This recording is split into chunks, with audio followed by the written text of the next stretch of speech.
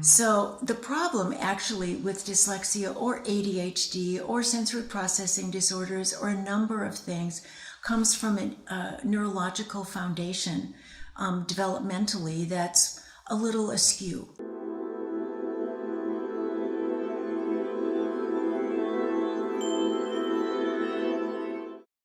So Dr. Books, what is dyslexia and what do people need to know about this condition? I am really glad you asked me that question. It happens to be my life's passion. So dyslexia is, if we were to dissect the word, dys means something's not right. And lexia comes from lexicon, which means words. So like the dictionary. So usually it's the written word and sometimes the spoken word. It depends just how retentive you want to get about that. So, but the problem is we stopped right at the words part. So we think of it, the most common way that people think of dyslexia is they have trouble reading. They reverse their letters, they reverse their numbers. Right. Sometimes it's a little larger and they'll say they have trouble expressing themselves. So then it's the lexicon, the words as they're spoken as well. But really, that's the tip of the iceberg. So the problem actually with dyslexia or ADHD or sensory processing disorders or a number of things comes from a neurological foundation developmentally that's a little askew. And so everything that builds up from that is slightly off center and not mainline here. And so eventually one of the places it shows up is in the words. So to me, the problem that comes with that, what people need to know, is the answer doesn't come in addressing the icing. It doesn't come addressing the words. It comes in addressing why that problem is there in the first place. Wow. So it means you have to look deeper into the problem. It's like, why is somebody having trouble with the words? I can tell you numbers and numbers of PhD dissertations that are done dissecting the phoneme or a particular set of sounds. So again, that's the end product here. It's not why they did that in the first place. Kind of the symptom of the underlying issue. Right. So they're treating the symptom and not the cause. Okay. And so people spend a lot of heartache and a lot of money and a lot of time sort of chasing rabbits or chasing the symptom, and then the symptom shows up somewhere else. Because the other thing you need to know about dyslexia is it's very tricky.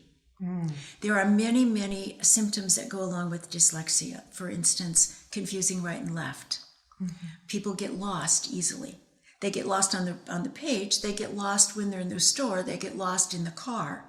Because right and left, their inner compass is off a little bit. There's a reason that inner compass is off, because there's a problem in the vestibular system and there's a problem in the valence, and there are a lot of body issues that go along with, that show up as that directionality issue.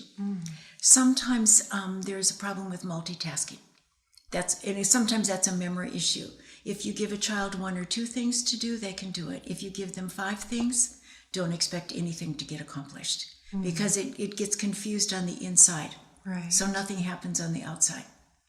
So, and the one thing that really is important is that dyslexic people often feel very misunderstood, because it's hard to get outside what's really going on inside. Right. So again, it shows up in the words, but then being able to find a channel to express themselves or to get what's inside out is really difficult. And I definitely can see, having some kind of an obstacle in communicating must just be the most frustrating thing to have to deal with. An obstacle is just the right word. It doesn't mean it's permanent. It's a temporary obstacle. But it is an obstacle, and you see kids come in, or adults, with that defeated look on their face. Right. And that, just give me an F. I remember this one lady, very successful model, who at 12 years old was asked if she had to read something aloud, just give me an F. Because you don't want to be embarrassed. Why would you believe the 1,002nd time it's going to be any different than all the other times? And so you don't want to try. Nobody wants to put their worst foot forward. Right. And so for a lot of kids, just getting through school, it's like it's wearing your worst, your foot on the wrong shoe every day. So for a lot of people, I'll say, when you get out in the real world, you'll find a lot of ways. Right. But most of our school systems honor a particular way of learning, and it doesn't suit dyslexic people. Wow.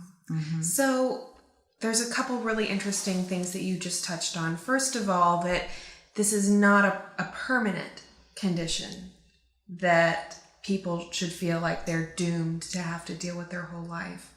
But then that maybe there's actually something, in the education system. And I mean, I actually, did well in school, but even, coming from a perspective of, I had a lot of wins, I got good grades, I still found that environment very stressful. And I still felt a lot of pressure in those instances where you have to read something aloud or go to the board and do a math problem. Right. So I could see where if you had some kind of, obstacle that made those things more difficult for you, suddenly just the learning environment of public school becomes a very dangerous place. It's a dangerous place. Oh, there are so many places to go, because I would love to talk about danger and survival as a really important consideration when we're talking with dyslexia. But I'll go back to the first part of the question is it permanent or is it not? To me, this is one of the big problems again, because for the last 100 years, as long as the word dyslexia has come into common uses until 1960. Oh, wow. But dyslexia has been around forever, even before we had the written word, because the problems with the dysregulation and the timing and the processing issues were showing up in people long before there was a dictionary, before there was something to read. It showed up in other ways with people. But so it doesn't have to be permanent. But however, the problem is the international dyslexia definition. So it's a widespread belief is that within the definition is that it's permanent. But that's based on old information. That's before we knew about brain science and all the QEEGs and the brain mapping and all the new information that we have in the last 10 or 15 years on brains, that a brain is changeable every day until you die. Wow. And so dyslexia or ADHD, other things, do not have to be permanent. Not at all. And so there's such a thing as a placebo and a nocebo. Okay. So placebo is a diagnosis, we talk about somebody was given the sugar pill, and to see how much of the effect of the pill was you thinking you were taking a pill. Right. And like 33% of the time or more, even if the pill had sugar water, people thought they were getting better because they took it. Right. The perceived benefit. So then there's a nocebo is the opposite of that. That's like a diagnosis that causes harm. So it's not neutral, it has a harmful effect. And so my belief, and a lot of the neuroscientists and epigenetics people will say that the whole definition of dyslexia as permanent is a nocebo, because it causes harm. It causes parents to eventually expect less of their children, or to say, it's not fair for me to ask him this because he can't do it.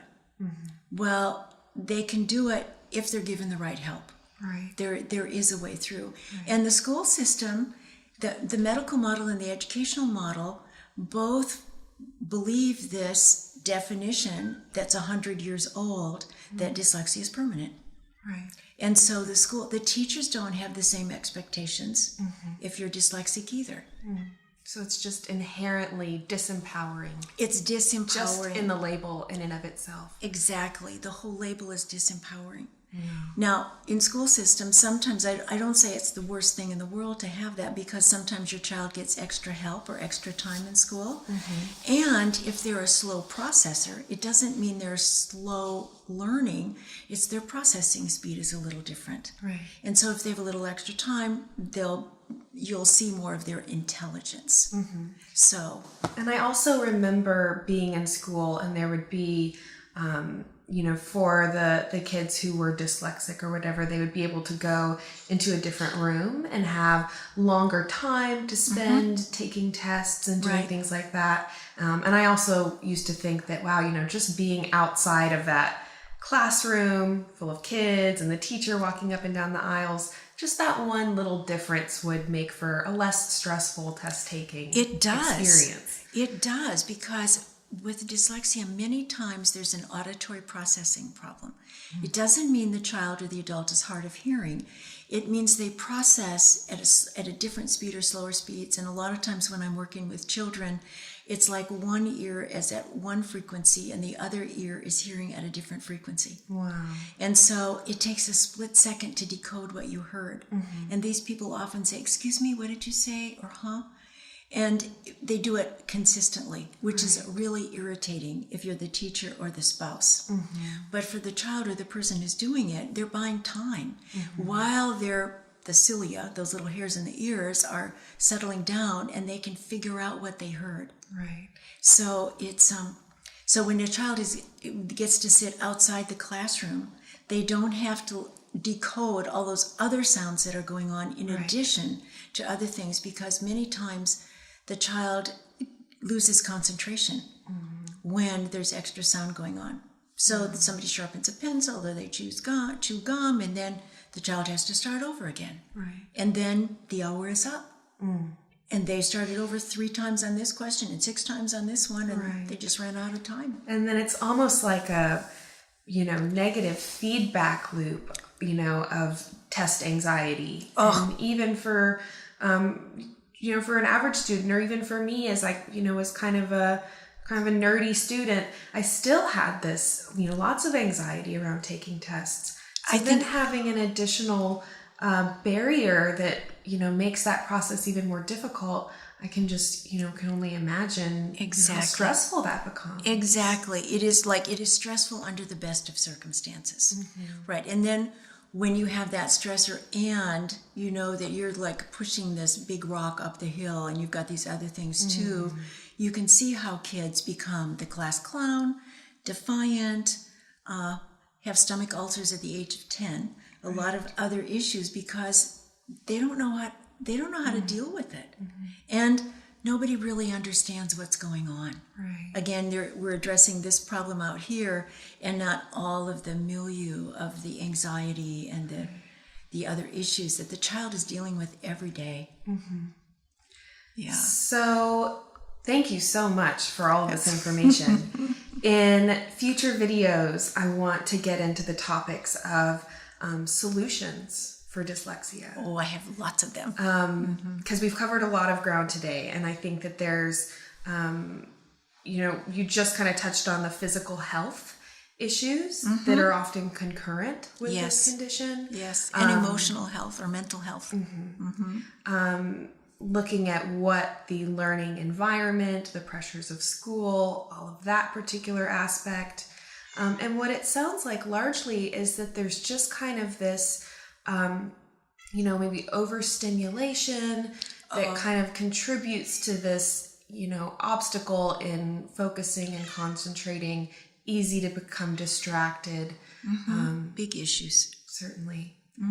Well, are there any references or websites that you would recommend people to if they want to learn more about you and the work that you've done? Oh, great. Well, my name is Dr. Phyllis Books, and that's the name of my website. Okay. And it's books like books you read. So that's the first one. And I have a book called Reversing Dyslexia, Improving Learning and Behavior Without Drugs. Great. So I'm all about natural solutions. Excellent. And then there's another book called House of Miracles, which was written by someone who watched me work for a long time, and it's like 25 short little chapters on different kinds of cases that she watched me work with. And I have a new book coming out called Startup, and it's for dyslexic entrepreneurs. So very interesting. It's 35% of entrepreneurs are dyslexic. So it's not something I deal with all ages. People ask me, is like, what's the earliest age and what's the oldest person you've worked on? because the problems are going to be there throughout a lifetime. And just because it's been a problem, or even if your grandparents had it, doesn't mean it's not changeable.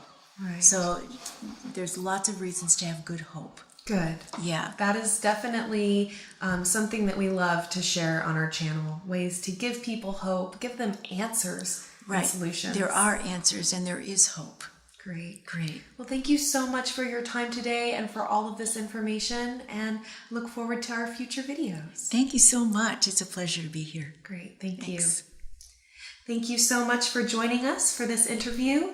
I do hope that you found this educational, and I look forward to seeing your comments, questions, and topic requests down in the comments area. I hope you'll subscribe to our channel, and I look forward to seeing you in the next video.